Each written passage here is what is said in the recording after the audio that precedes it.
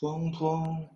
안녕하세요. 최부엉부엉입니다. 여러분들 모의고사 보시느라 정말 고생 많으셨습니다. 이제 수능이 진짜 얼마 남지 않았는데요. 자, 이번 모의고사 잘 오답 정리하고 정답까지 정리하면서 수능날 이 영상 들으시는 모든 분들 1등급이 아니라 안전하게 50점 맞으시면 다 1등급 맞으실 수 있으니까 1등급 받기를 정말 진심으로 기원하면서 한번 문제 풀어보도록 하겠습니다. 항상 저번에도 말씀드렸지만 6월, 9월 평가원 모의고사는 정말로 보기 지문까지 다 샅샅이 낱낱이 파헤쳐가지고 여러분들 것으로 만들어야 되고 요 10월에서는 이런 것까지 나와? 좀 정말 처음 보는 지식들이 있다면 그런 것도 잠깐만 체크하시고 그럼에도 불구하고 6월, 9월이 중요하다는 거 한 번 더 강조드립니다. 바로 1번부터 가겠습니다. 이번에는 그냥 같이 풀어볼게요. 한번. 자, 가에 들어갈 문화유산. 자, 항상 나오는 동아시아의 신석기 문화에 대한 문제죠. 자, 문제 유형이 조금 여러분들 낯설어서 지금 보기가 자, 지금 문제 유형이 지금 요 네모안에 들어와 있는데 자 5번이 정답으로 체크되어 있고 자 어디에 신석기 문화인지 한번 볼게요. 문제 유형이 뭐 다양하게 보고서 뭐 어떤 사람의 설명 뭐 지도 뭐 이렇게 나오더라도 결국에는 우리가 요 1번 문제에서는 동아시아 신석기 문화의 대표적인 토기의 모양을 알아두는 게 중요하다고 해서 토기 사진들 그림과 함께 항상 공부를 해야 된다고 했습니다. 자 요거 자 최부엉부엉 연표인데 여기 나오는 주요 토기들, 저 밑에 일본 조문 토기까지 알아두시면 좋을 것 같습니다. 자, 옳은 것이 5번인데 표면에 새끼줄 무늬. 자, 이제는 여러분들이 10월 이제 1등급을 노리고 뭐 최소 2등급까지 보시면 익숙한 표현일 거예요. 그쵸? 새끼줄 무늬. 이번에는 너무 이제 디테일 요 영상에서는 너무 하나하나 쉬운 것들까지 세세하게는 적진 않겠습니다. 말로만 하고 넘어갈게요. 새끼줄무늬 하면 뭡니까? 일본의 조몬토기의 대표적인 특징이죠. 그 답을 1번 바로 고르시면 되겠고 2번 이제 여기 보기에서 1번 계급이 발생하였으면 청동기 시대에 시작되는 모습이잖아요. 그렇죠? 랴오허강에서 출토된 것은 지금 홍산 그리고 토기의 모양 뭡니까? 요 2번이 되겠죠? 3번 룽산 문화 형성. 룽산 문화는 황허강 유역에서 양사호 다원커 문화 이후에 이제 형성되는 모양, 양다리, 룽다리 이렇게 기억을 했었는데 여기 양사호 문화 토기도 있고 다원커 문화의 토기는 뭡니까? 세 발이래. 이 다리 동물 모양이에요. 토기였죠? 이렇게 요것까지도 알아두세요. 요 그림까지 알아두세요. 요 이렇게 빗살무늬 토기 그리고 일본 조문무늬 요 6개 몇 개요? 7개? 자, 7개는 무조건 알아두셔야 됩니다. 알았죠? 시험에 나옵니다. 자, 4번이 허무도 여기 요 돼지 모양 알아두시면 되겠고 3번은 빗살무늬 토기에 대한 그림이었습니다. 쉽죠? 이제 1번은 자 2번 갈게요. 가 국가에 대한 설명으로 옳은 것을 한번 골라볼게요. 우리 국가는 한해 군의 하나에도 미치지 못합니다. 한이란 나라가 등장하네요. 한이 백등산 전투. 자, 또 키워드 중요한 표현이 나왔네요. 저는 여러분들보다 이제 조금 더 그래도 빨리 이 글을 읽을 수 있으니까 밑줄을 바로 칠게요. 여러분들도 중요한 키워드라고 생각하고 밑줄 치시길 바랍니다. 그럼 이제 한나라의 백등산 전투에서 한이 패배했대요. 여기서 본인들이 이제 승리를 했던 얘기 같은데 물자에 물들어 풍수를 바꾸면 지금 백등산 전투를 전후해서 한나라와 함께 지금 존재하고 있는 국가에 대한 내용이겠네요. 그리고 옷을 받고 문명을 받고 자 어디겠어요? 흉노에 대한 설명이겠죠. 흉노 그쵸? 흉노에서 한고조 유방이 백등산에서 거의 포위돼가지고 엄청난 위기에 빠졌다가 이제 곡물을 주기로 약속하면서 도망칠 수 있었죠. 백등산 전투, 평성의 치욕이라고도 불리는 거. 흉노에 대한 설명. 흉노라는 이제 유목 민족이지만 국가의 모습을 띄었다라고 하면서 좌연왕, 우연왕 그리고 선우 얘기까지 우리가 다 공부를 했습니다. 자, 1번 군국제를 실시하였다. 한고조 유방에 대한 얘기죠. 전방 후원군을 축조하였다. 야마토 정권의 이제 해당하는 얘기. 전방 후원부 좀 오랜만에 나온 표현인데 이렇게 전방 앞의 모양은 사각형, 뒤쪽은 원형, 전방, 후원분 이런 거 야마토 정권 연표에도 선생님이 이렇게 표현을 해놨어요. 야마토 정권 때 있었던 토기의 그 무덤 양식이고요. 당과 연합군을 결성한 거는 뭐 익숙한 표현으로는 우리 신라를 예를 들면 들리겠죠? 최고 통치자를 선우로 불렀다. 4번이 정답이 되겠네요. 5번 야요이 문화, 야요이 이름부터 뭔가 야요이 일본스럽지 않습니까? 일본의 청동기, 철기, 금속기 문화가 중국과 한국에 비해 좀 늦게 발달했다라는 얘기할 때 야요이라는 표현이 등장한다. 자, 3번 갈게요. 밑줄치 우리나라에 대한 설명. 우리나라 어떤 나라일까요? 현재 우리나라의 정세를 보면은 북으로는 유연. 유연이 혹시 낯설어요, 여러분? 낯설 수 있어요, 충분히. 그래도 밑줄을 칠게요. 남으로는 제가 있대요. 제나라. 제나라라고 들어보셨어요?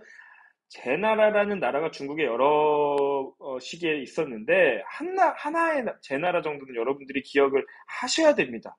어디서 등장하냐? 송제, 양진. 요런 이제 라임 이제 뭔가 기억나십니까? 송제, 양진 할 때 송제나라 적을게요.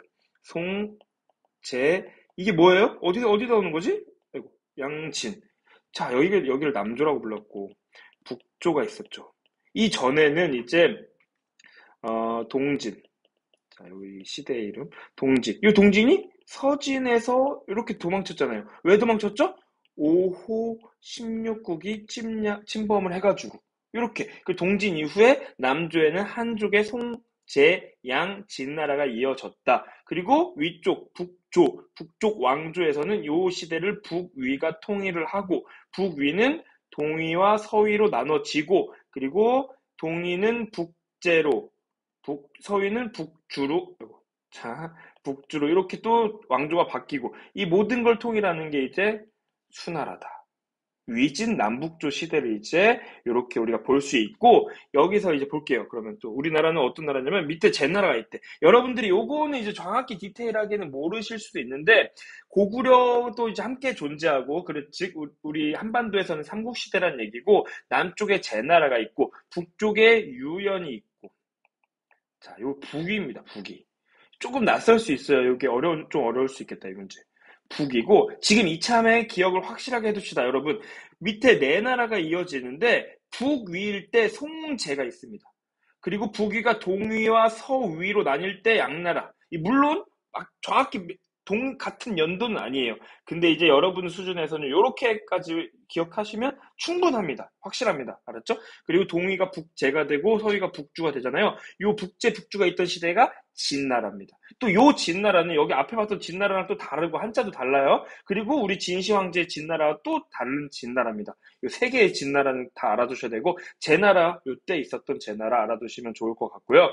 그리고 요 양나라는 백제랑도 연결이 되죠. 그 양나라랑 이제 그 교류를 해가지고 무령왕릉 무덤이 뭐 중국 남조 양식이다 뭐 이런 거 있었고 그리고 이 시대 아까 말했지만 그 한반도는 삼국시대다.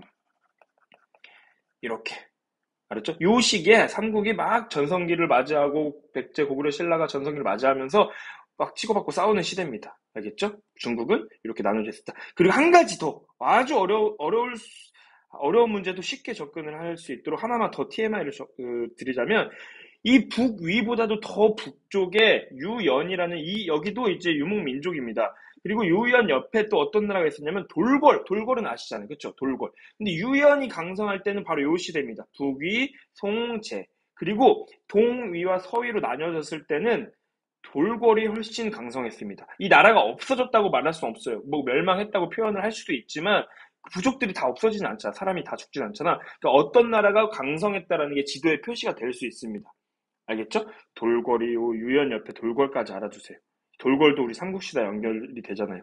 이렇게 알아두시면 여러분들이 결국 이제 문제에서 찾는 건 북이라는 것은 찾을 수 있다. 그리고 이 사료, 이 네모 안에 있는 자료에서 고구려 얘기도 나왔고 서쪽에 토요콘 쪽, 티베트 쪽에 있었던 그 비단길 쪽에 있었던 토요콘까지 등장한다는 것까지 알아두시면 좋을 것 같습니다. 북위에 대한 설명이에요. 북위만큼은 충분히 시험에 나올 수 있잖아요. 그렇죠? 한화정책, 효문제, 러양에서 평성으로 수로 옮기고 성씨를 한족 성씨로 바꾸고 이런 것들까지 함께. 알겠죠? 자, 그래도 자료는 좀 어려운 자료였어요. 좀 어려울 수 있어요. 좀 표시해놓을까? 별표 하나. 자, 동서로 분열되었다. 북위가 동위와 서위로 분열됩니다. 이렇게. 답은 이렇게 고르실 수 있겠죠? 자, 요것도 연표에 선생님이 이렇게 해놨습니다. 북위일 때 송나라, 제나라, 동위와 서위일 때 양, 북제, 북주일 때 진. 이 연표도 그냥 그려진 게 아니라 간격이 다르잖아요. 이렇게. 그 나라들의 실제 그 지속 연도를 반영을 해가지고 길고 짧게 한 거거든요. 그러니까 연표 잘 활용하시기 바랍니다, 여러분. 자, 자, 이번 문성공주 파견하였다 당나라에 대한 얘기, 남비엣을 정복하였다. 남비엣 정복한 거 한무제 때 이제 요런 표현이 등장하죠.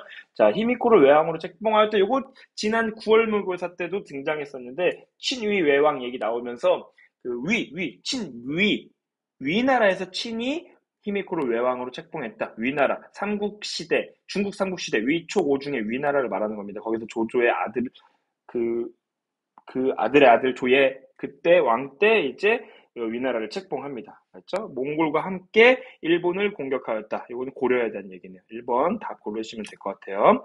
가유학사상 한 문제씩 나오는 거죠. 이 사상문화, 사상에 대한 거, 문화 파트. 고려말 신진사대부의 사상적 기반이래요.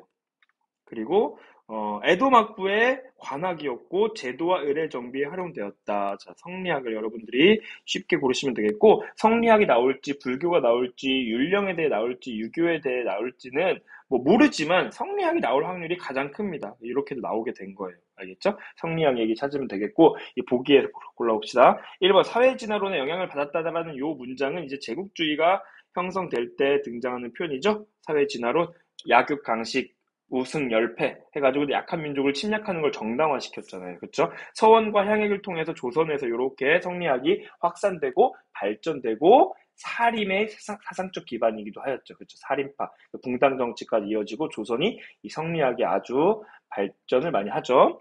수행을 통한 해탈 이런 표현 불교랑 이제 연관성이 높다는 거 아시겠죠? 그 중에 수행을 강조하는 거니까 뭡니까? 선종불교. 그쵸? 심증리와 지행합일. 성리학은 성, 즉, 리를 강조했고, 심, 즉, 리를 강조하고, 실제 행동하는 걸 강조하고, 요것은 뭡니까? 양명학. 성리학이 조금 이제 많이 변질됐다, 교조화됐다는 걸 비판하면서 왕수인이라는 사람이 이제 명나라 때 이제 주장한 학문이죠. 양명학. 해체신서에 가능. 해체신서란 표현도 이제 정말로 익숙하셔야 됩니다. 네덜란드 난학이 일본에 들어오면서 인체 해부에 관련된 이제 학문도 발전을 했다. 그 중에 해체신서라는 책이 발간되기도 했다. 스기타 겐파쿠라는 학자의 이름도 등장을 했고요. 답을 고르시면 될 것 같아요. 2번.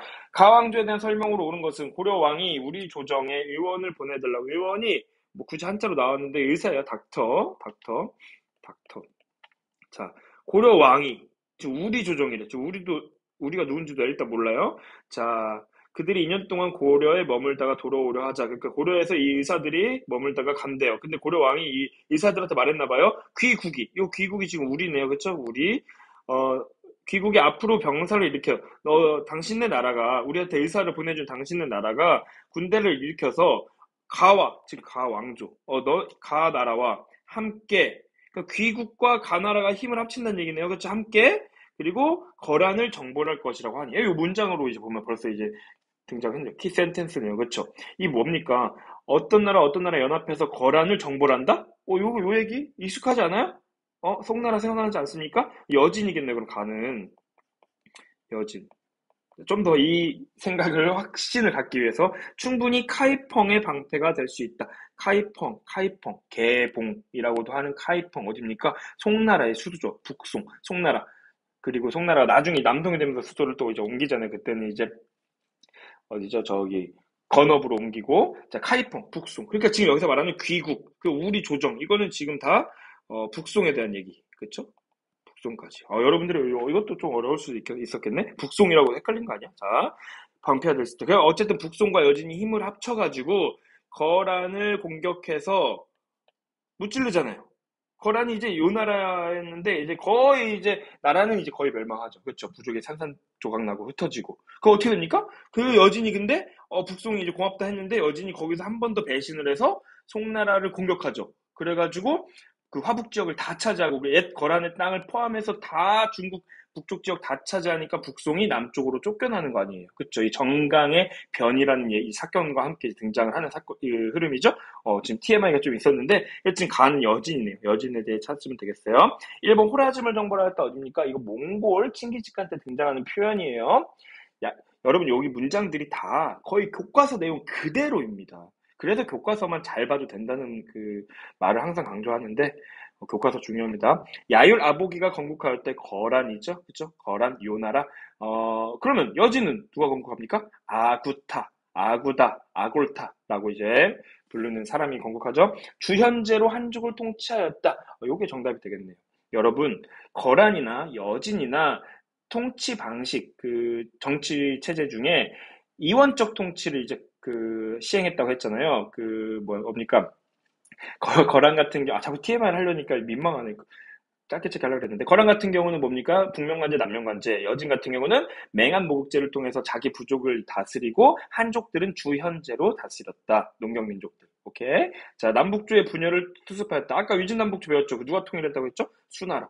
그리고 남북조라는 표현은 일본에도 등장해요. 일본의 남북조를 통일한 게 이제 뭡니까? 무로마치 막부가 이제 세워지면서 천황이 두 명 생기는 게 시기가 있고, 아시카가 이제 다카오지가 있고, 아시카가 요시미스 때 남북조가 통일되면서 무로마치 막부가 제대로 이제 진행이 됐죠. 요런 얘기까지. 요런 거 다 방금 같은 말들은 그림물을 통해서 함께 알아두면 매우 좋습니다. 그러니까 연표를 보라는 거예요. 이렇게 아시카가 요시미스가 남북조 시대를 통일했다. 그리고 위진 남북조 시대를 수나라가 통일했다. 이런 것들. 연표가 그래서 중요한 겁니다. 강동육조, 서희, 거란족, 한국사에서도 등장하는 표현이죠. 고려. 3번 답 고르면 될 것 같아요.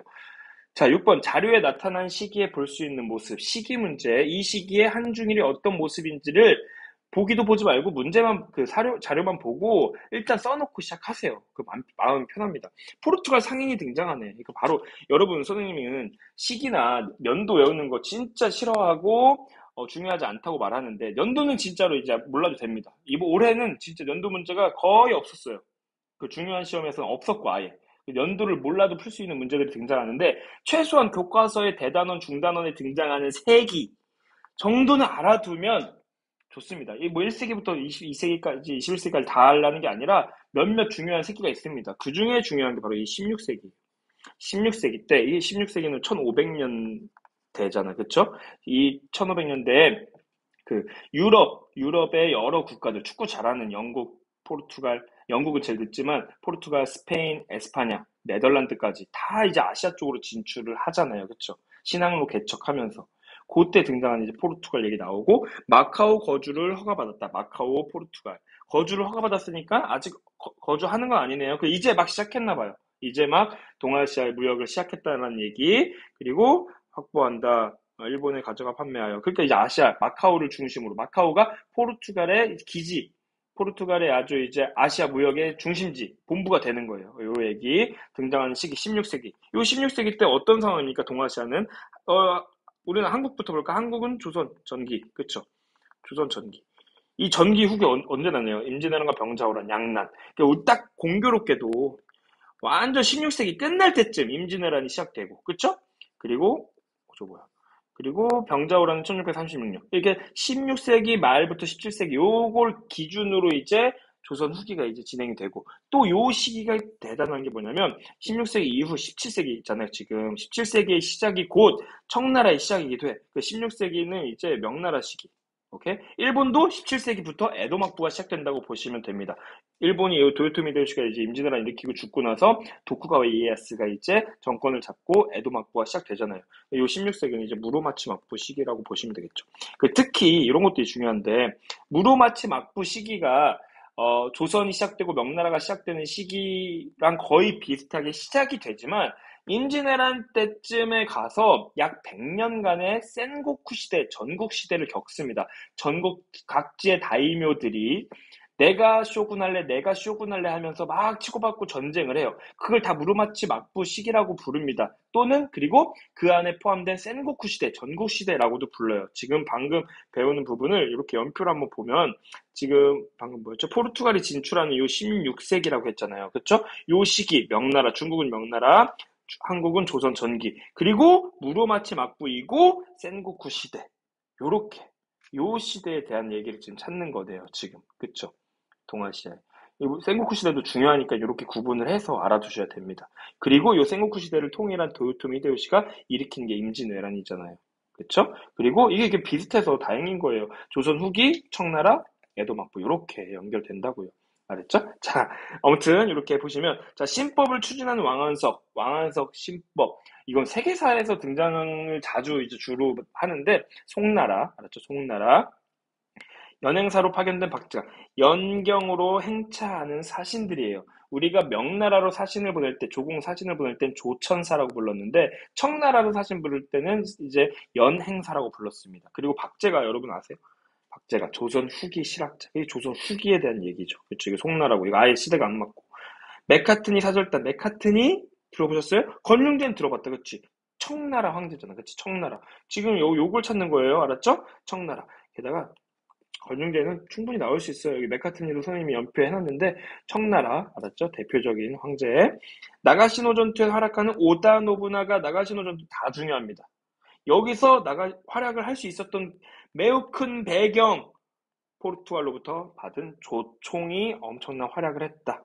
이거는 시기적으로도 이렇게 찾으면 되는데 포르투갈이라는 거 딱 보여주고 조총이라는 거 딱 보여주고 여기 보니까 질 좋은 물품을 일본에 가져가 판매했다. 여기에 조총이 있었던 거예요.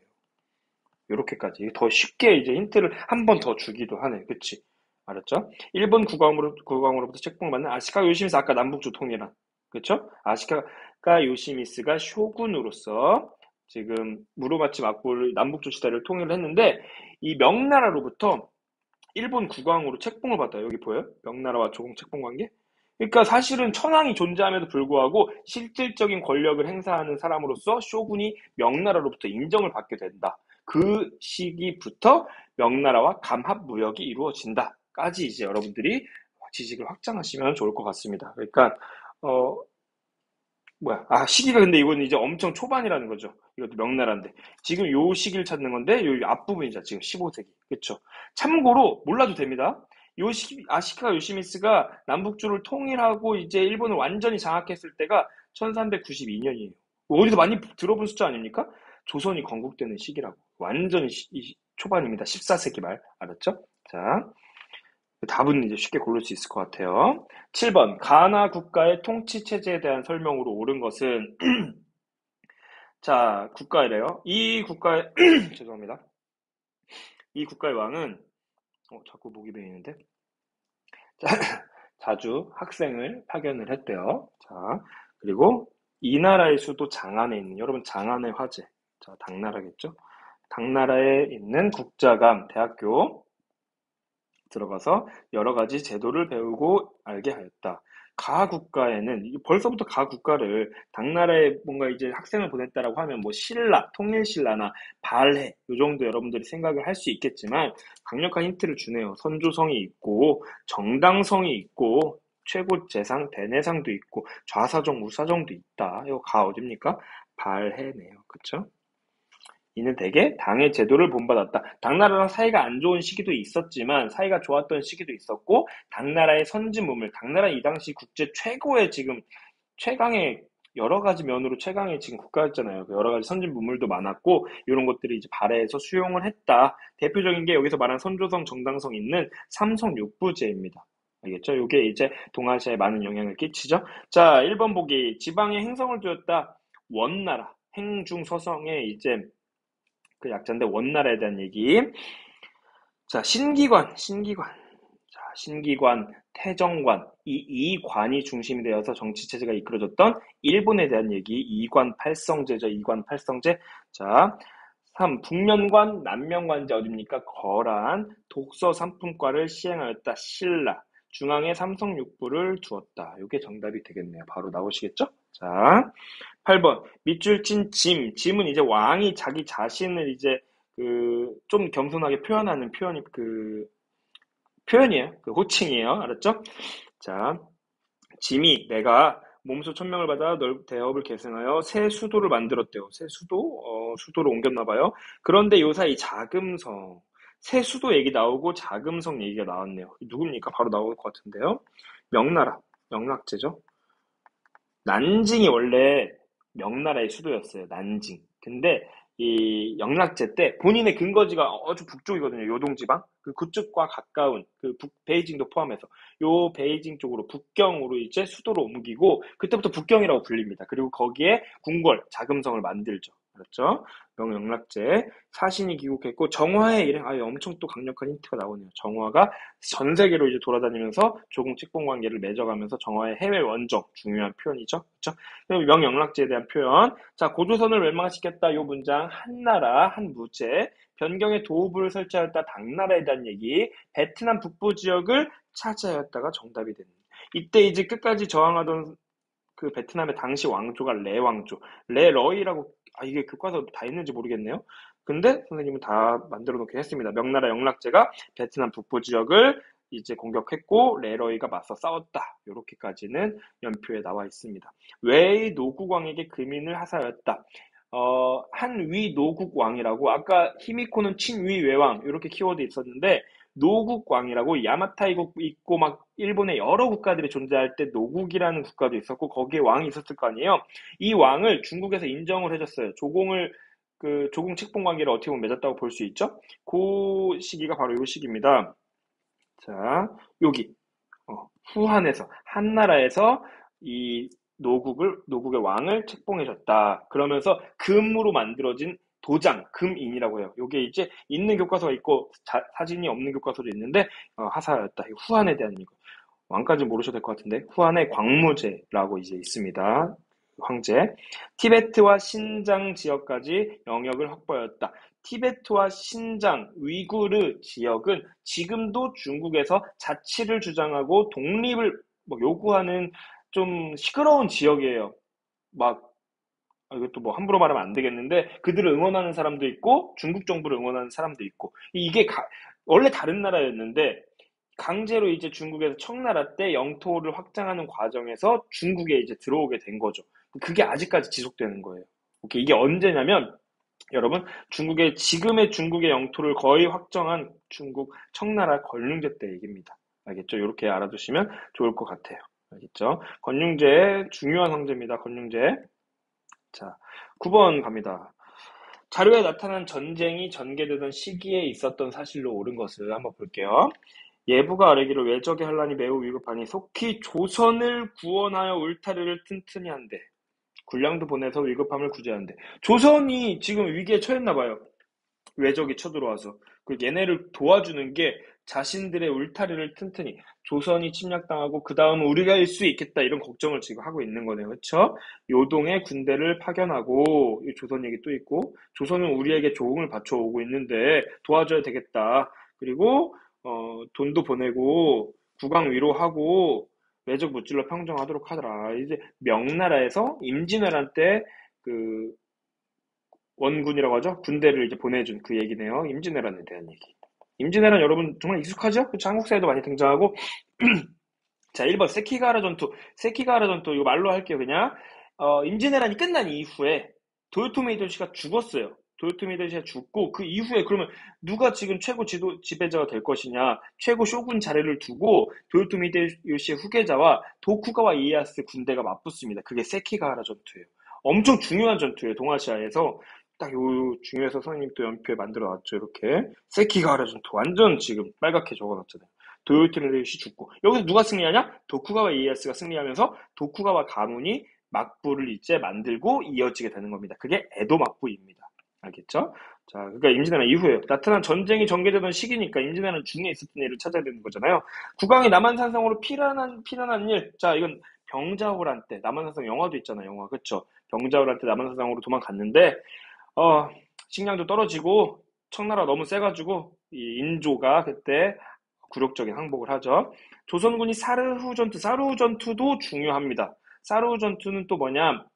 임진왜란 이것도 끝난 이후에 막 중국, 한국, 그러니까 명나라, 조선, 일본이 엄청나게 치고받고 싸우는 동안 조용히 성장한, 엄청나게 안정적으로 성장한 후금이라는 이제 나라가, 여진족이죠? 후금이 성장해가지고 중국 지역을 막 노리는 거예요.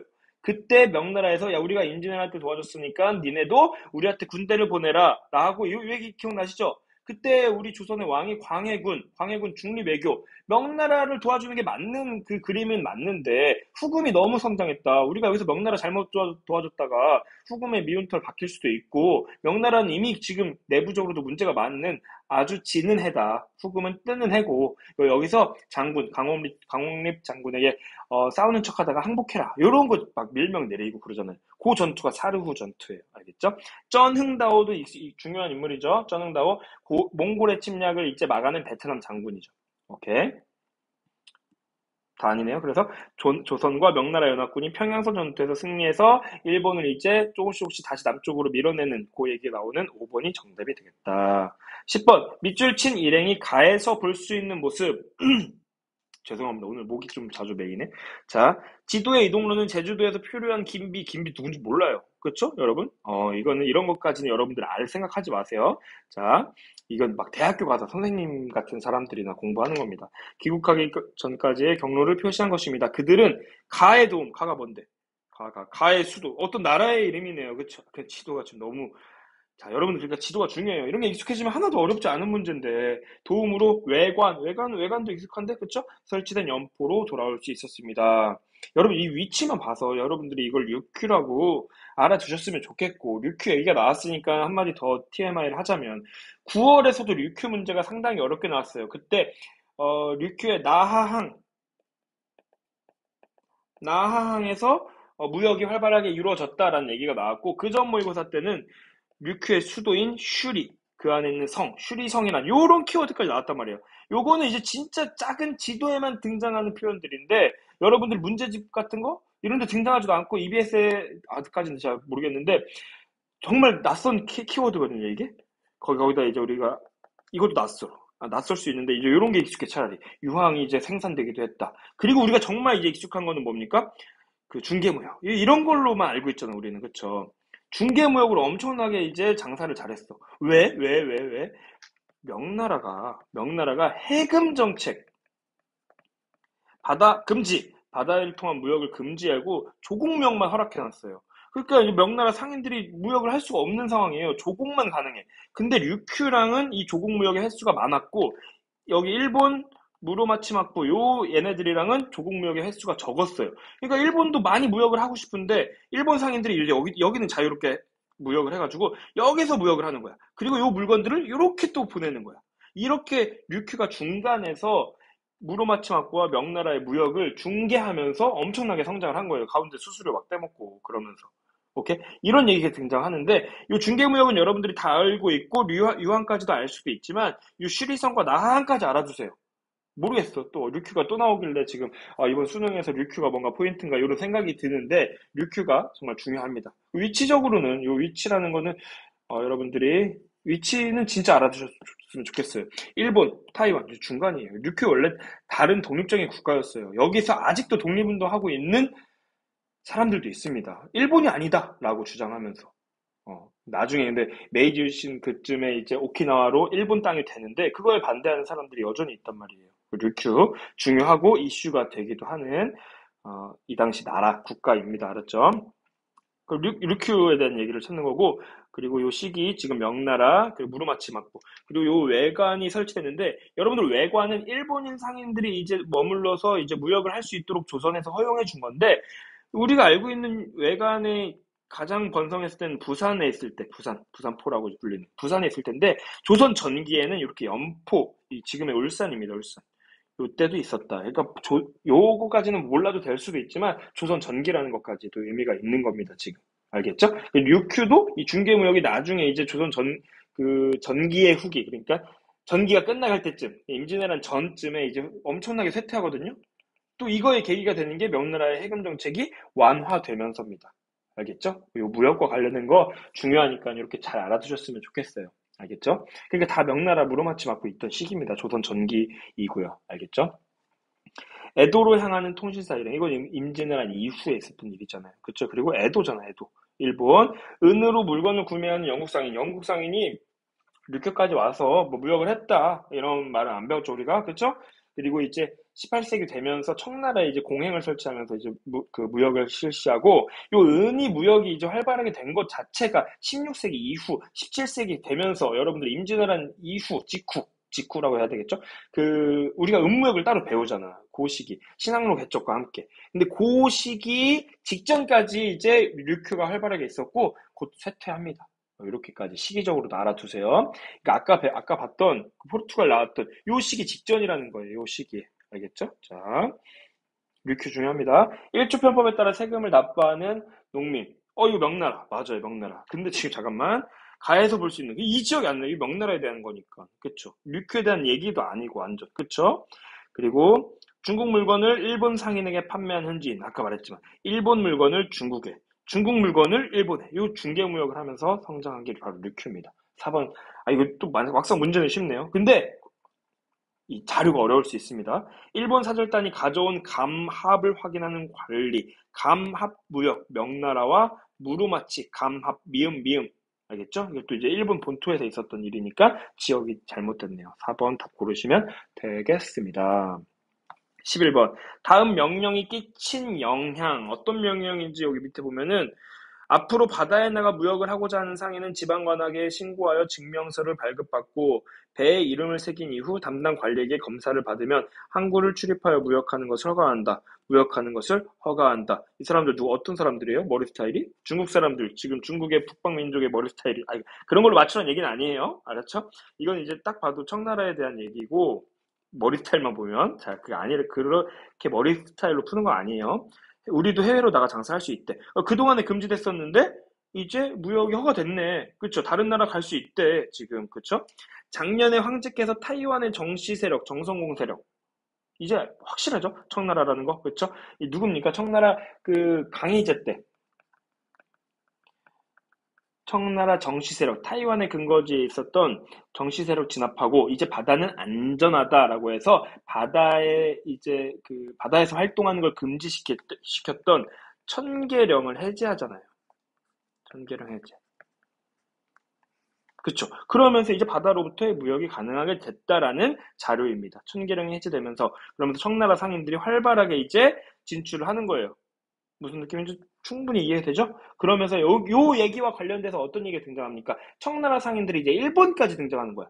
그 일본에서 물건을 이제 막 교류를 막 활발하게 하면서 일본이 당시에 은이 엄청나게 많았는데 은이 외국으로 이제 청나라로 특히 청나라 상인들에 의해서 특히 지금 요 시기 딱 요때 청나라 상인들이 들어오기 시작하면서 은 유출이 막 활발해집니다.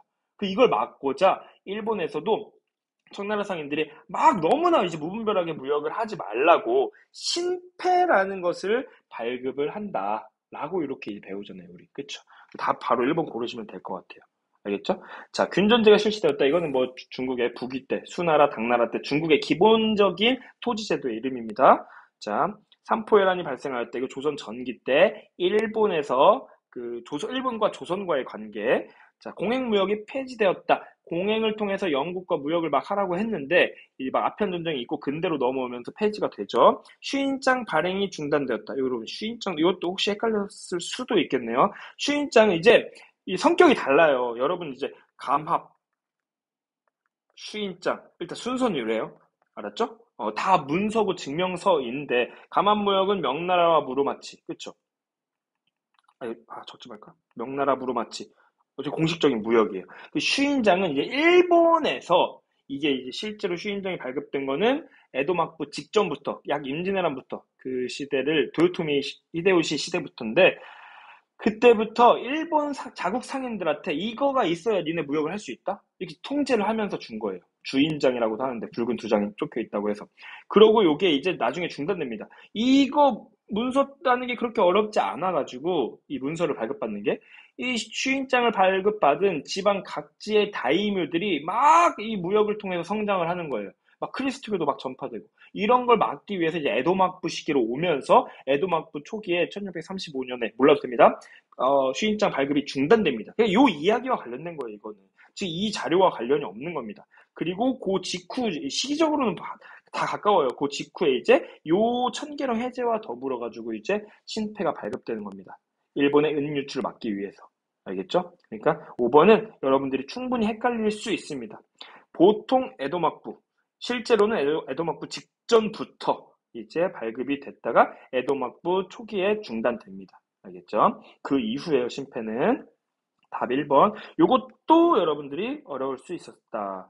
12번. 밑줄 친 나에 대한 설명으로 한번 가볼게요. 나가 누군지 한번 보자면 책을 번역하려고 했대요. 동서양 맥락 나오고 서광계는 또 키워드가 될 수 있죠. 서광계 선생이 방문했을 때 이 책의 정수를 설명하고 번역의 어려움. 그러니까 이제 외국어니까 번역을 해야 되는 그 문제가 있었나 봐요. 그러니까 선생이 바로 내가 입으로 설명하면 자신이 붓으로 받아 적겠다고 제안하였다. 유클리드의 기하학을 다룬, 자, 유클리드까지 밑줄 쳐놓을게요. 기하학. 클러비스의 해석서 중 6권을 먼저 번역하였다. 이 책 뭡니까? 우리가 알아두셔야 됩니다. 기하학 원본. 서광계와 마테오 리치와 함께 등장하는 겁니다. 오케이? 느낌 오시겠어요? 명나라 말기, 이제 막 예수회를 통해서 그 유럽에 이제 선교사들이 들어오면서 여러 가지 과학기술도 발전하고 이렇게 수학도 발전을 하는 그 부분에 대한 얘기입니다. 자, 1번 마테오 리치. 고려만국 전도 만들었다는 얘기가 나오나? 그건 없네요. 딱 보니까. 천연론은 출간하였다. 천연론은 어려워요. 그러나 이 사람은 또 아셔야 됩니다. 어디서 등장하냐? 엠프, 사회진화론. 엠프, 사회진화론. 왜냐면 천연론은 다 다루지 않습니다. 모든 교과서에서. 근데 이제 엠프는 다 나옵니다. 그러니까 여러분들이 내가 하나의 교과서만 봐도 된다라고 이제 말할 수 있는 근거가 뭐냐면, 이것도 이제 9월인가 선생님이 해설 강의에서 말했는데, 모든 교과서에 나오는 내용은 정답지가 될 수 있습니다. 정답 선택지가. 그러나 하나의 교과서라도 나오지 않는 얘기는 절대 정답이 될 수 없어요. 나오지 않는 교과서를 공부한 친구는 어떻게, 그렇죠? 그러나 오답 보기는 될 수 있습니다. 여러분들이 완전 정말 자신만만하게 이 책을 완벽히 공부했다고 생각됐는데 처음 들어본다. 그럼 정답이 아닐 확률이 매우 큽니다. 알겠죠? 엠프 사회진화론. 천주시리를 저술하였다. 천주교. 이게 이제 어디입니까? 조선까지도 전파가 되기도 하죠. 정답이 되겠네요. 마테오 리치. 고사기전을 완성하였다. 고사기전 중요합니다. 알겠죠? 일본 에도막부 때 국학, 고학 이렇게 배우면서 이것도 다 연표 있는데, 모든 걸 다 연표로 하면 좋을 텐데 시간이 오래 걸리니까 모토오리 노리나가 이렇게 이제 등장을 했다라는 거. 서광계 기하학 원본도 있어요. 알았죠? 자. 그리고 시연력 제작에 참여하였다. 이것도 잘 알아두십시오. 아담샤를 비롯한 이제 학자들이 새로운 달력 만들려고 했고요. 다 명나라 말기예요, 지금. 신문화 운동을 주도하였다. 신문화 운동을 주도한 거 공산당 천두슈. 알겠죠? 자, 답은 이렇게 고르시면 됩니다. 어려울 수도 있었겠어요, 근데. 자, 13번. 밑줄 친 강화조약의 내용으로 옳은 것은 영국 오랑캐에서 나온 것으로 검고 끈적이며 담배 지낼 것 같다. 중국 사람들이 영국에서 이제 나왔고 중국 사람들이 많이 산대요. 은화가 점차 늘어나자 수만금 일자 황제가 매매를 금하는 법을 엄하게 세우고 남쪽 변방에 임칙서를 보내 단속을 강화하였다. 이걸 빌미로 영국에서 전쟁을 일으켰다. 아편전쟁. 전쟁이 끝나고 강화조약이 체결되었다. 난징조약. 좀 더 세부적으로 하면은 임칙서 관련된 거 이제 1차 아편전쟁인 거죠. 그쵸? 이렇게 보시면 되겠다. 난징조약의 내용으로 옳은 것은, 난징조약 정말 중요합니다. 중국이 처음으로 이제 외국에 공식적으로 나라의 문을 여는 개방, 이제 근대의 본격적인 시작이라고 보시면 되겠습니다. 그런 조약들이 이제 난징 조약의 시작으로 차근차근 엄청나게 많이 등장을 하는 거죠. 새로운 단원의 시작이기도 하고. 조선이 독립국임을 인정하는 조약 뭐예요? 강화도 조약이죠. 자, 코친차이나 동부 삼성, 이제 베트남의 비중이 많이 적어졌지만 그래도 키워드들이 몇 개 있습니다. 분명히 코친차이나 베트남 지역 남쪽에 있는 세 개의 성을, 남동 쪽에 있는 세 개의 성을 이제 프랑스에 넘어가는 거예요. 1차 사이공 조약. 자, 이 차이나라고 해서 혹시 헷갈렸으려나?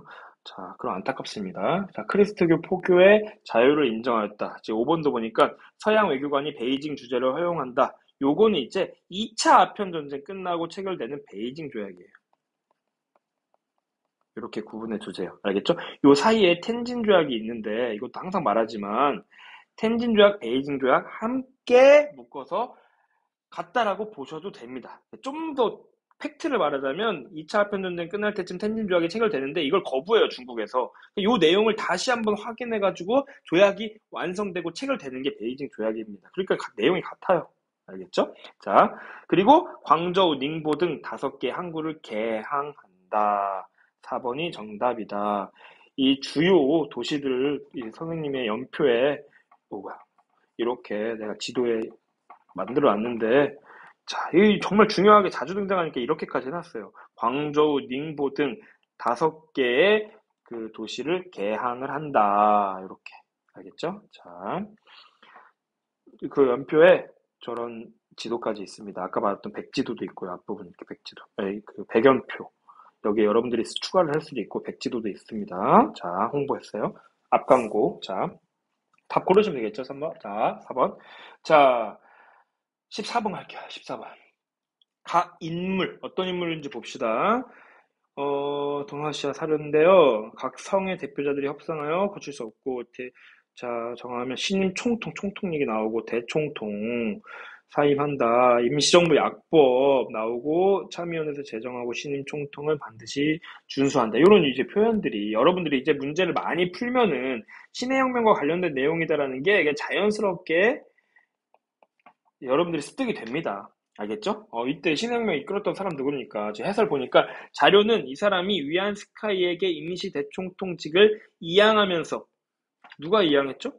순원이 그 위안스카이라는 이제 군벌에게 아주 군사력이 강했어요. 신해혁명이 이제 성공을 나름 했는데 중국 남쪽 지역만 장악했단 말이야. 아예 청나라를 무너뜨리지 못했어요. 그 순원이 지금 그 임시 대총통, 지금으로 따지면 공화국의 대통령 같은 건데 그거의 역할을 하면서 신해혁명을 성공으로 이끌고 있는데 청나라 멸망시키려면 위안스카이의 도움이 엄청 필요한 거예요. 그 위안스카이에게 조건을 이제 물어보니까 내가 이 새로운 나라를 이끌겠다. 임시 대총통직을 달라. 그래서 순원이 위안스카이에게 임시 대총통직을 준 겁니다. 요 얘기예요, 지금. 알겠습니까? 그리고 이제 여러 가지 조건을 이제 제시를 했는데, 위안스카이가 그것을 어기고 베이징에서 취임해서 자기 세력을 그대로 유지를 하고, 그리고 황제의 자리까지 다시 노리죠. 나라가 공화정을 추구하는 국가가 됐는데, 이런 상황이 펼쳐지게 되죠. 그쵸? 그러다가 이제 위안스카이 죽고, 다시 군벌들이 막 난립하는 시기가 나오고, 그런 시기에 이제 중국 북쪽 지역에 여러 군벌들이 있는 상황이 이제 잘못됐다라고 해서 순원이 소련의 지원을 받아가지고 공산당의 이제 그 나름의 이제 공산당을 인정해주는 약속을 받고 순원과 이제 공산당이 국공합작을 맺고 군벌들을 정벌하죠. 이게 1차 국공합작에 관련된 얘기죠. 보기가 지금 보이길래 바로 얘기해봤습니다. 이렇게 순원. 알겠죠? 2차 국공합작은 뭡니까? 일본의 침략으로 인해서. 알겠죠? 일본의 침략. 일본의 침략으로 인해서 국민당, 공산당 싸우지 말자. 일본에 맞서 싸우자라고 하는 거. 알겠죠? 그때 등장한 인물은 누구예요? 장제스. 그 장제스가 2차 국공합작 때 등장하죠. 자, 금릉기기군 양모운동 때 등장하고 동학농민운동, 한국, 이와쿠라 사절단, 일본, 태평천국 수립 선포, 홍수전. 이렇게 인물 문제 잘 넘어가시죠. 15번 가 정부에 대한 설명으로 옳은 것만을 보기 위해서 고른 것은 메타버스로 만나는 근대 도시. 자, 여기 꼬맹이들이 이렇게 있는데 서양식 복장을 하고 있네. 대화제 이후 조성한 긴자의 모습이야. 요게 사진 자료로 교과서에 이제 등장을 하는데 긴자가 일본의 도시입니다, 여러분. 이것도 여러분 낯설 수 있겠네. 별표는 아닌데. 이 정도. 자, 일본이 이제 서양 문물을 받아들이면서 이제 서양식으로 도시들이 바뀌어 갑니다. 대표하는 게 긴자예요. 긴자 대화제가 있는 교과서에 있던 것 같은데 긴자에서 엄청난 큰 불이 있었고 이제 그 큰 불을 정리하고 새롭게 메이지 정부의 새로운 서양식 이제 개혁 정책들의 대표성을 띠는 도시의 변화의 모습을 가지고 있습니다. 일본. 알겠죠? 그러니까 이 정부는 지금 정부는 일본의 메이지 정부를 고르시면 되는 겁니다. 그래도 낯설었을 수 있을 것 같아요. 광무개혁 추진한 거 대한제국, 경사대학당을 설립한 거 청나라죠. 이러면 답은 일본만 알아도 고를 수 있겠네요. 메이지 정부, 메이지 유신까지 여러분도 모르고 그냥 긴자 일본 같지 않아요? 자, 자유민권 운동을 탄압하죠, 메이지 정부에서. 그쵸? 소학교 의무교육. 요거 9월 모의고사에도 등장했는데, 요거 일참에 둘 다 잘 알아두십시오. 소학교 의무교육을 시행하였다. 오케이. 이 표현이 9월 교육에서 나왔었다고요. 알겠죠? 이게 메이지 정부의 여러 가지 교육 개혁 정책 중에 하나다라고 보시면 되겠고, 자유민권 운동을 탄압했지만 여러 가지 이제 노력이 있었고, 그 민선의원 설립 건백서 이런 것도 제안이 되고 제국의회도 만들어지는 과정, 다 메이지 정부 때 메이지 유신 직후에 있었던 일들입니다. 답은 5번 이렇게 고르시면 되겠습니다. 그쵸? 자, 소학교육무교육주 9월에 나왔었어요. 자, 16번. 가 단체가 주도한 민족운동 볼게요. 르프트타바. 자, 여기 있네. 아, 이거구나. 자, 나 바로 원문을 봤어요. 자, 이 밑줄 취소. 자, 자, 이런 게 당황하지 말라고 여러분들. 알았죠? 어떤 단체가 주도한 민족운동. 건물 막 불태우고 막 부축멸항이라는 구호. 청나라를 떠받들어서 양놈들, 서양인들을 멸망시키자. 누굽니까? 이와다는 또. 특히 여기 교회를 불태웠다는 것도 중요한데 이 서양 종교 이런 거 기독교 정신도 다 거부하는 거예요. 지금. 거부가 아니라 완전 멸망시키자 이렇게. 유화단 운동이 일어나고 중국 청나라에서 이걸 진압할 능력이 없었습니다. 그때 청나라를 호시탐탐 노리던 주변의 여러 국가들, 11개국 이렇게 표현도 하는데 거기 일본도 포함되어 있어요. 여러 국가들이 이걸 기회로 삼아서 유화단 운동 진압해주고 우리가 아예 중국 안쪽 본토 베이징까지 딱 들어가자. 이렇게 도와주는 척하면서 사실은 욕심이 있었던 거지. 그 나라를 지배하고 싶고 침공하고 싶고 침략하고 싶고 빼앗고 싶은 그 의화단 운동에 대한 얘기, 베이징 점령. 그러니까 핵심은 이 사람들 다 중국 사람들인데 이거 우리 동학농민 운동이랑 조금 비슷한 면이 있다고 볼 수 있어요. 정부에서 진압을 못하는 거야, 청나라에서. 그러니까 여러 열강에 우리가 청나라 일본 도와달라고 했잖아요. 여기도 마찬가지로 청나라에서 여러 국가들 도와주세요 해가지고 도와준 거예요. 그래서 얘네 이제 도와주고 얘네를 다 이제 진압하고 봉기 진압하고 신축조약이라는 걸 맺습니다. 그리고 같은 말이 베이징 의정서라고도 하는데 베이징에서 맺어졌고 이 외국 군대가 베이징에도 이제 주둔할 수 있게 아니 외국 군대가 나라의 수도에 머무를 수 있는 게 이게 진짜 제대로 된 나라입니까? 그러니까 중국의 지금 청나라가 거의 아무런 힘도 못 쓰고 있는 모습을 보여주는 것이죠. 알겠죠? 답 외화다 운동 고르면 되겠고 자 4번 답 바로 보여가지고 이렇게 신축조약 얘기까지 했습니다. 타이완이 할양된 거 청일 전쟁에서 일본이 승리해서 시모노세키 조약 얘기 양무운동 자 시기적으로 외화다 운동은 양무운동보다 훨씬 깁니다. 그냥 TMI로 말했어요. 가보개혁 우리나라 제국의회가 개설되었다. 일본 아까 말한 자유민권 운동 그 과정에서 이제 생기게 됩니다. 4번 고르시면 되겠습니다. 17번 다음 상황이 발생한 배경 자 이 상황이 발생한 배경이니까 이 상황이 직전에 있었던 일을 찾는 거네요. 국제연맹 총회에서 보고서가 채택되자 일본 대표는 채택된 보고서 이렇게 계속 등장하네. 수락할 수 없으면 보고서. 권고가 동아시아 평화 확보하는 것으로 생각되지 않는다. 또한 총회 결정은 일본과 다른 연맹국이 각기 다른 견해를 갖고 있다는 것을 보여준다. 따라서 일본 정부는 중국과 일본의 분쟁에 관하여 국제연맹과 협력하고 노력을 한계도로 했다고 해서 일본은 국제연맹을 탈퇴한다. 맨 마지막 문장을 보니까 이제 보고서가 중요한 키워드였다는 것도 알 수 있고 중국과 일본이 지금 싸우고 있다는 얘기도 알 수 있다. 지금 얘기를 들어보니까 국제연맹에서 어떤 보고서를 인정했어요. 채택했어요. 근데 그 채택된 내용이 일본 생각과 다른가 봐. 그러니까 일본에 반대되는 내용인가 봐. 일본을 뭐 비판할 수도 있고 비난할 수도 있나 봐. 그래서 일본이 화가 나가지고 국제연맹을 탈퇴했어요. 여러분들이 이제 공부를 할 때 국제연맹이 탈퇴하는 이 과정을 이렇게 공부를 하셔야 됩니다, 여러분들. 이것까지 연도를 알면 당연히 좋죠. 근데 선생님은 설명하려고 하는데 연도보다는 흐름을 이해하세요. 1920 이렇게 해서 연도를 쓰게 되는데 대공황 엄청난 이게 여러분들 한국사 공부할 때도 10년대, 20년대, 30년대 일본이 통치 방식이 바뀌는 게 대공황의 영향을 많이 받았다는 얘기를 배우잖아요. 그래서 쓴 거예요. 대공황을 대처하기 위해서 뭐 미국 같은 경우는 막 뭐 엄청난 토목공사, 유럽의 뭐 블록 경제 이런 거 나오지만 일본은 무슨 선택을 합니까? 독일은 무슨 선택을 하고 이탈리아 무슨 선택합니까? 전쟁을 선택하죠. 다른 나라 지역을 빼앗아서 식민지로 만들면 되지. 라는 생각을 해서 이제 다른 지역을 침공합니다. 그 전에 1차 세계대전 끝나고 우리가 제대로 싸우지 말자 해가지고 파리 강화 회의에서 우리가 조약도 맺고 다 승전국끼리 친하게 지내자라고 해놓고 물론 독일은 이제 배상금을 물고 있었지만 일본은 친한 다 같은 편들이었단 말이에요. 연합국에, 승전국에. 근데 이 과정에서 워싱턴 회의 이런 걸 통해 가지고 일본의 이제 확장을 좀 막으려는 서양의 이제 견제가 오기도 했고, 일본이 이때부터 좀 짜증이 났고 그랬는데, 본격적으로 대공황으로 해서 많은 피해를 이제 입고 여기서 해결하는 과정이 독일과 이탈리아, 일본이 똑같았다. 바로 전쟁을 선택한다. 침략을 선택한다. 한국은 이미 식민지 만들었다. 이제 중국이다. 해가지고 만주사변을 일으키잖아요. 오케이? 만주사변. 만주사변을 일으키는 과정에서 많은 만주의 시민, 사람들이 학살되고 이렇게 이제 학살되잖아요. 그 학살되고 뭡니까? 그런 과정을 이제 조사한 게 요 리튼 보고서라고 요 함께 등장합니다. 리튼 보고서. 연표에도 선생님이 표시를 해놨는데, 어머니 봤어. 리튼 보고서에 대한 얘기예요, 저게. 리튼 조사단이라고 해야 되나요? 조사단이 조사를 하고 일본을 이제 규정한 거죠. 잘못했다. 불법적인 침략이었다. 일본이 맘대로 해라. 우리는 이제 국제질서 안 따라가겠다. 국제연맹을 탈퇴합니다. 이제 이 32년에 만주국도 수립하고 그리고 이제 국제연맹까지 탈퇴합니다. 이게 지금 요때 있었던 일이에요. 이 국제연맹 탈퇴.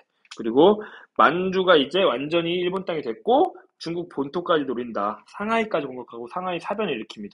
이때 상하이 사변 승전 축하 파티 할 때 윤봉길 의사가 폭탄 던진 거 아닙니까? 그렇죠? 요 시기에 해당되는 얘기입니다. 그래서 요 국제연맹 탈퇴하는 배경 바로 만주 사변을 찾으면 되겠어요. 1번 만주국 수립되었다. 만주국 수립까지 이렇게. 알겠죠? 3.1운동은 이제 훨씬 전이죠. 포츠담 선언은 2차 세계대전 끝날 때쯤, 일본이 진주만 기습 2차 세계대전 끝날 때쯤, 루거우 차오 사건이 그나마 헷갈릴 수 있었던 보기입니다. 이건 이제 중일전쟁. 본격적으로 이제 중국, 아까 상하이 쳤다고 했는데, 이제 완전히 중국 해안가까지 다 장악하기 시작하는 그 시점. 자, 중일전쟁. 37년 중일전쟁까지도 중요합니다. 중일전쟁. 알겠죠? 요렇게. 그래서 답은 1번 고르시면 되겠습니다. 가나조약 체결 사이에 있었던 사실로 옳은 것은, 자, 가조약이 뭘까 볼까요? 강화조약 및 이조약. 요 라임이 이게 여러분들한테 힌트 주는 거예요. 이조약과 이조약 두 개에 대한 조약을 얘기하고 있어요, 지금. 그쵸? 두 개가 조약이 동시에 맺어진 거라는 표현으로 우리가 이미 익숙하게 샌프란시스코 강화 조약과 미일 안보 조약을 배우잖아요. 그쵸? 여기 강화 조약 나왔으니까 이건 미일 안보 조약이겠네요. 그쵸? 그렇다고 안 읽으면 안 되고, 미국 육군, 공군, 해군이 일본 국내 및 그 부근에 배치할 권리를 일본은 허락한대. 일본이 지금 이 당시에 2차 대전 끝나고 지금 거의 혼수 상태란 말이에요. 미국이 군사적 지원, 군사적 동맹, 안보, 일본의 안보, 미국과 일본이 서로 안보적으로 서로 동맹국의 이제 입장을 갖자라고 하는 게 미일 안보 조약입니다. 알겠죠? 양측국 당사국 외교 및 영사관계를 수립한다. 1910년 8월 22일. 선생님 정말 기억은 꼭 해야 된다. 싫어하는 날이지만 이게 한일 병합 조약이 체결된 날입니다, 여러분. 일본의 식민지가 이제 결정된 날입니다. 그로부터 일주일 후에 29일 날 이게 발표가 돼요. 공포가 돼요. 그래서 공식적으로 이때부터 8월 29일부터 1910년 8월 29일부터 일본의 식민지 시대가 이제 되는 겁니다. 일제 강점기가 되는 겁니다. 이때를 이제 경술국지일이라고 하잖아요. 그래서 아무튼 이 날짜 및 이전에 대한제국과 일본제국과 체결된 모든 조약 및 협정이 이미 무효임을 확인한다. 한국과 일본 그 일제 강점기 당시에 있었던 일본의 침략 때쯤에 있었던 조약들 다 무효라는 거 확인할 테니까 우리 서로 친하게 지내자라고 목소리 커졌는데 조약을 맺는 거예요. 근데 이게 왜 이게 일본에서 엄청 막 요구를 하거든요. 사실 일본에 또 뒤에 누가 있냐? 미국에서 이제 강요를 하는 거예요. 한국, 일본 니네 야 일제강점기 끝난 지 벌써 20년 됐다. 니네 이제 그만 친하게 지내라 라고 막 압박을 해요. 근데 우린 피해자잖아. 우리가 그걸 받아들일 수 있어요? 우리는 이걸 엄청나게 반대했어요. 이때가 박정희 정권 때인데. 근데 정부에서 그리고 미국에서도 막 푸시를 하고 있고 그래서 조약이 결국 체결됩니다. 알겠죠? 많은 시민들의 반대를 무릅쓰고 그리고 박정희 정권 때 있었던 한일 기본 조약입니다. 알겠죠? 미국이 왜 푸시했습니까? 이때가 요 두 가지 다 비슷한 성격인데 냉전이 아주 극심하게 격화되던 시기이기 때문에 공산주의, 중국, 소련의 성장 그리고 북한까지 얘네들이 공산주의 확산을 막기 위해서 일본은 이미 섬나라고 미국의 영향력 아래에 있는데 북한과 남한은 붙어 있잖아요. 전쟁도 치렀고 6.25 전쟁.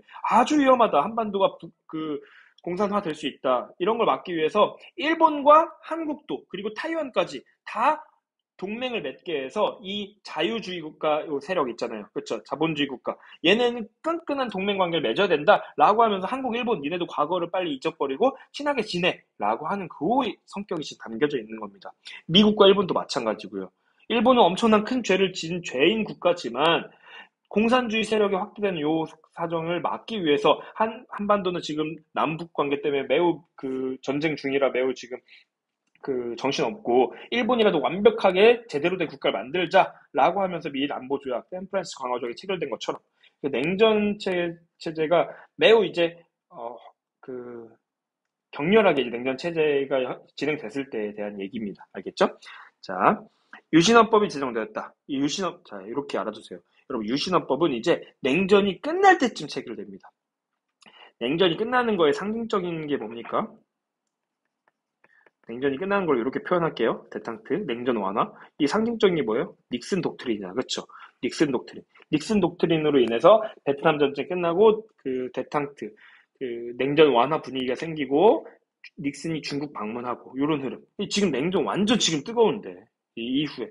근데 이 이후에 냉전이 이렇게 풀려가는 요 흐름을 활용해가지고 북한과 남한에서 어떤 일이 벌어지냐? 독재가 공고해집니다. 독재가 아주 튼튼해집니다. 박정희 정권은 유신 72년도에 자 이것도 연도까지 몰라도 됩니다. 72년도에 유신헌법을 발표하고 아주 이제 자기가 이제 그 모든 권력을 쥐는 그리고 북한에선 거의 동시에 무슨 일이 있어요? 사회주의 헌법이 발표되고 겉으로는 막 우리 냉전 끝나가니까 7.4 남북 공동성명 같은 거 발표해서 통일을 추구하자 막 이렇게 해놓고 둘 다 독재, 김일성, 박정희 이제 독재를 엄청나게 강력하게 해 나가는 거죠. 이게 냉전 이후입니다. 이런 이제 이야기의 흐름을 알면 냉전 이후니까 이건 냉전이 뜨거울 때니까 답이 아니겠구나라고 알 수 있어요. 6.25 전쟁이 발발하였다. 지금 요 직전에 있었던 일.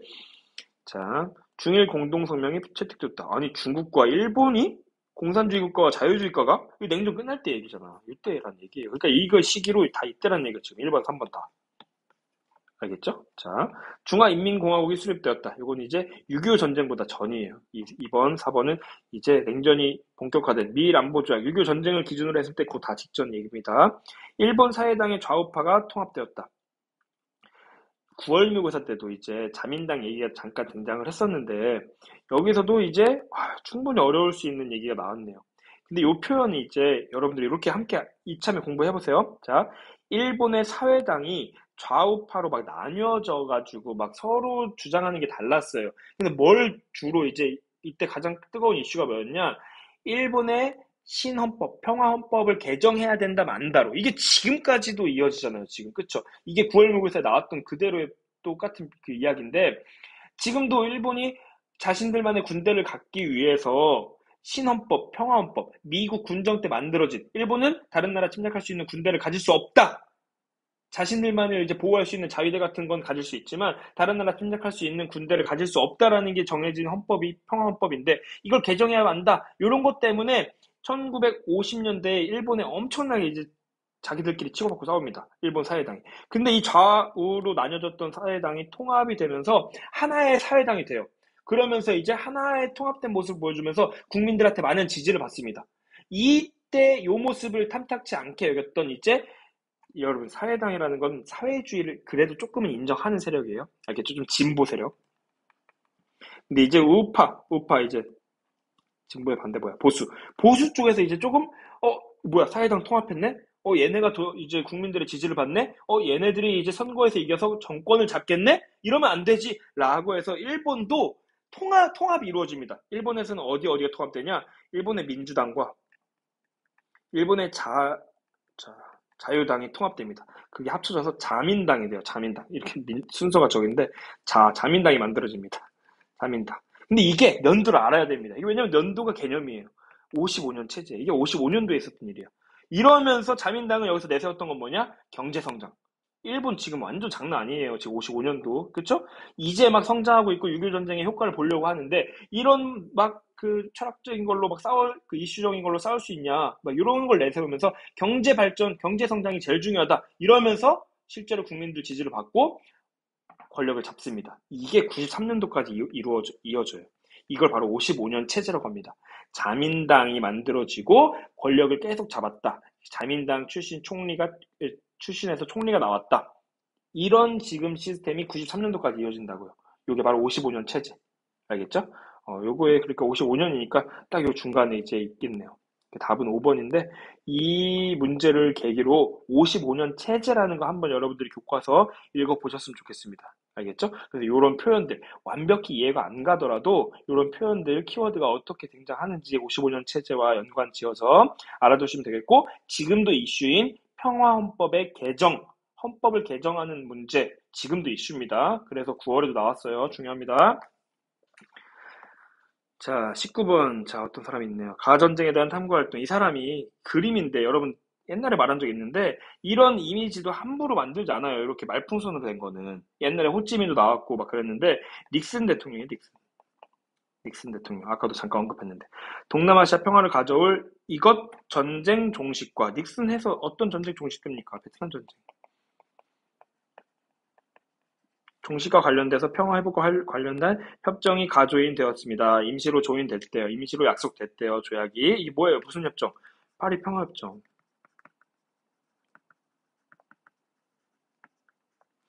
이 협정은 추후 파리 국제회의에서 공식적으로 서면 될 것이다. 이제 파리 얘기 나왔죠. 자, 파리 평화 협정 이렇게.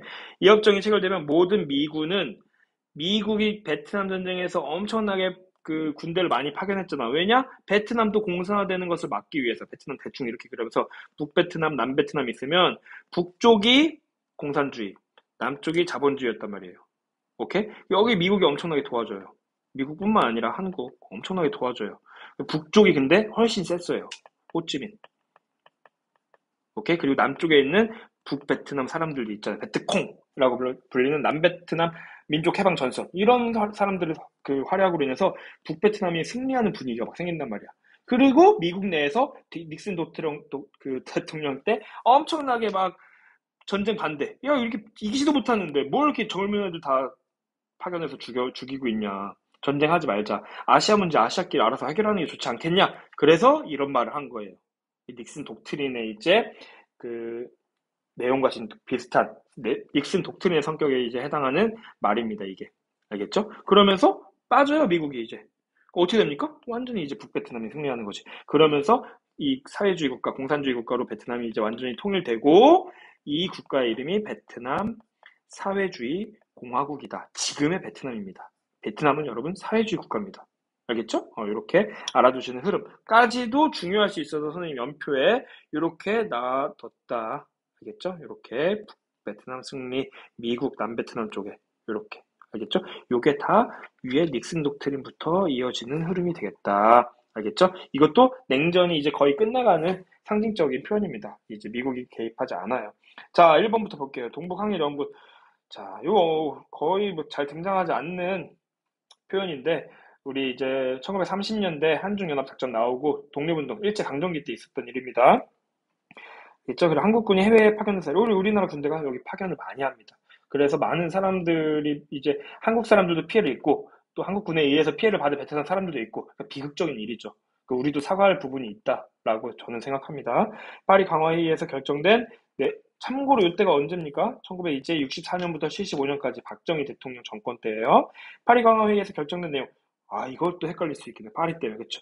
파리 강화회의 언제입니까? 1차 세계대전 끝나고 파리 강화회의가 있었고 승전국들이 중심이 돼서 독일 책임 물고 배상금 물고 그리고 무슨 조약이 체결돼요? 베르사유 조약. 알겠죠? 헷갈리지 마세요. 이거 파리 평화협정. 카이로 회담이 개최된 시기. 카이로 회담은 아까 포츠담 선언 나왔죠? 2차 대전 끝날 때쯤. 알겠죠? 카이로 회담. 또 중요한 게 뭐예요? 코리아 인디어 크로스 뭡니까 저기 한국을 조만간 적절한 시기에 독립을 하는 것을 처음으로 언급한 게 카이로 회담이죠. 그리고 얄타, 포츠담 이렇게 이어지는 거. 베트남 민주공화국이 수립된 배경. 공부를 애매하게 쓰면 또 이것도 헷갈릴 수 있겠네. 충분히. 헷갈리는 게 아니라 2번이 확실한데 5번부터 보는 친구들이 또 있어요. 여러분. 베트남 왜냐면 이게 읽다가 베트남이라는 글자가 자꾸 눈에 밟히거든. 여러분 베트남 사회주의 공화국이고 베트남 민주공화국이 수립된 배경. 이 당시 북베트남의 이름이 베트남 민주공화국이거든요. 호찌민이 이제 중심이 됐던 이 국가가 얘네가 수립된 건 언제예요? 2차 세계대전 끝나고 이제 일본의 식민지가 이제 끝날 때쯤 오케이? 2차 대전 끝나잖아요. 일본. 그때 북베트남이 이렇게 만들어지는 거예요. 알겠죠? 민주라는 말이 들어있고 사회주의라는 말이 들어있지만 다 같은 사회주의 국가입니다. 알겠죠?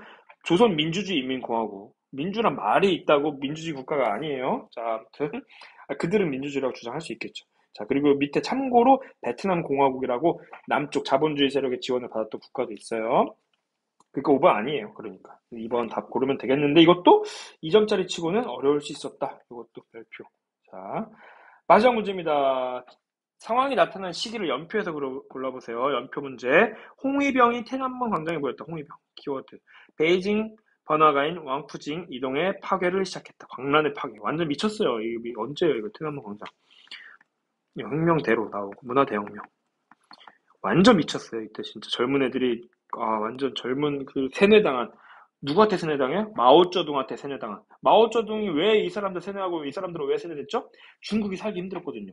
아니 중국이 왜 갑자기 또 살기 힘들어? 중국이 그 49년도에 중화인민공화국이 수립된 이후에 경제 성장을 위해서 대약진 운동이라는 걸 이제 마오쩌둥이 추진하거든요. 근데 이게 엄청난 철저한 실패를 겪습니다. 그래서 이제 마오쩌둥 말고 다른 지식인들이나 다른 이제 정치인들이 마오쩌둥을 비판해요. 비판. 근데 마오쩌둥은 진짜 중국한테는 신적인 존재예요. 함부로 비판하는 걸 마오쩌둥의 지지자들은 용납을 못하는 거야. 게다가 마오쩌둥은 그걸 잘 이용해요. 본인들이 비판하는 사람들을 마오쩌둥이 주자파, 자본주의를 주장하는 완전 우리 사회주의 세력에 반대하는 나라를 뒤집어 엎을다 정말 나쁜 놈들이다 라고 주장하면서 얘네를 주자파로 몰아가지고 다 죽여버리자 라고 하는 게 바로 문화대혁명입니다.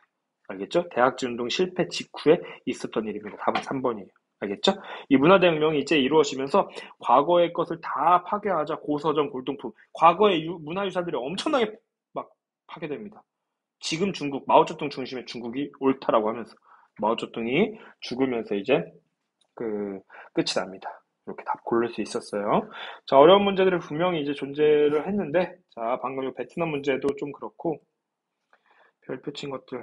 자, 일본 메이지 정부는, 이거 안 어려워. 여러분 풀 수 있어요. 알겠죠? 자, 요게 더 어려웠던 것 같아요. 심패를 발급하는 문제.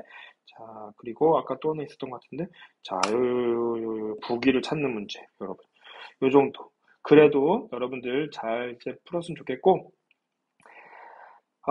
류큐가 기억에 났습니다. 여러분들 시험 때까지 정말 건강관리 잘하면서 공부 잘 됐으면 좋겠고요. 그 질문이 있으면 카카오톡 오픈 채팅에 이렇게 최부엉부엉 검색하시면 1부터 지금 5까지 있습니다. 아무데나 들어오세요. 이제 인원이 다 차가지고 4, 5만 되는 것 같은데 이렇게 찾아와서 질문 남겨주시고 인스타그램 DM으로 주셔도 되고요. 그리고 연표 지금 연표와 관련된 내용, 요 연표를 이제 구매하는 거에 관련된 내용은 또 설명글에 적어 놓겠습니다. 정말 고생 많았고요. 마무리 정말 잘 하시길 바랍니다. 그리고 건강하시길 바랍니다. 건강하세요.